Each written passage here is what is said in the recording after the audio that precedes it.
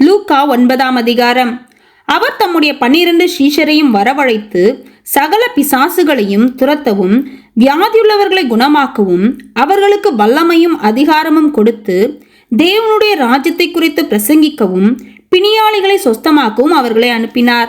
அப்பொழுது அவர் அவர்களை நோக்கி, வழிக்கு தடியையாவது பையையாவது அப்பத்தையாவது காசையாவது எடுத்துக்கொண்டு போக வேண்டாம், 2 அங்கிகளை கொண்டு போக வேண்டாம். எந்த வீட்டிலே பிரவேசிக்கிறீர்களோ அங்கே தங்கி அங்கிருந்து புறப்படுங்கள். உங்களை ஏற்றுக்கொள்ளாதவர்கள் எவர்களோ அவர்களுடைய ஊரை விட்டு நீங்கள் புறப்படும் போது அவர்களுக்கு சாட்சியாக உங்கள் கால்களில் படிந்த தூசியை உதறி போடுங்கள் என்றார்.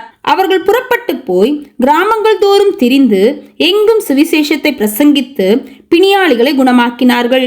அப்பொழுது காற்பங்கு தேசாதிபதியாகிய ஏரோது அவரால் செய்யப்பட்ட யாவையும் கேள்விப்பட்டதும் அன்றி, சிலர் யோவான் மரித்தோரிலிருந்து எழுந்தான் என்றும், சிலர் எலியா தோன்றினான் என்றும், வேறு சிலர் பூர்வ காலத்து தீர்க்கதரிசிகளில் ஒருவன் உயிர்த்தெழுந்தான் என்றும் சொல்லிக் கொண்டபடியால் கலக்கமடைந்து, யோவானை நான் சிரச்சேதம் பண்ணினேன், இவன் இப்படிப்பட்டவைகளை செய்கிறான் என்று கேள்விப்படுகிறேனே, இவன் யார் என்று ஏரோது சொல்லி அவரை பார்க்க விரும்பினான்.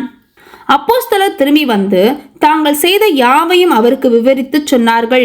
அப்பொழுது அவர் அவர்களை கூட்டிக் கொண்டு தனித்திருக்கும்படி பெத்சாய்தா என்னும் பட்டணத்தை சேர்ந்த வனாந்திரமான ஒரு இடத்துக்கு போனார்.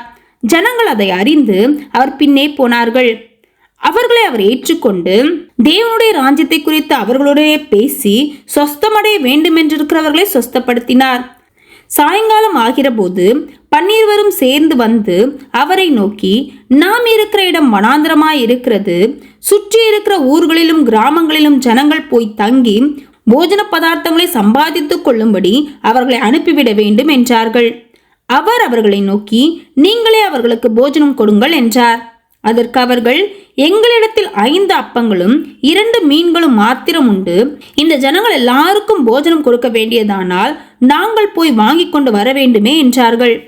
ஏறக்குறைய 5000 புருஷர் இருந்தார்கள். அவர்களை பந்திக்கு 50 பேராக உட்காரும்படி சொல்லுங்கள் என்று தம்முடைய சீஷர்களுக்கு சொன்னார். அவர்கள் அந்தப்படியே எல்லாரையும் உட்காரும்படி செய்தார்கள்.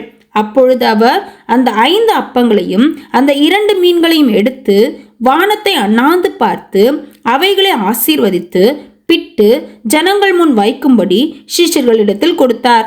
எல்லாரும் சாப்பிட்டு திருப்தி அடைந்தார்கள். மீதியான துணிக்கைகள் 12 கூடை நிறைய எடுக்கப்பட்டது.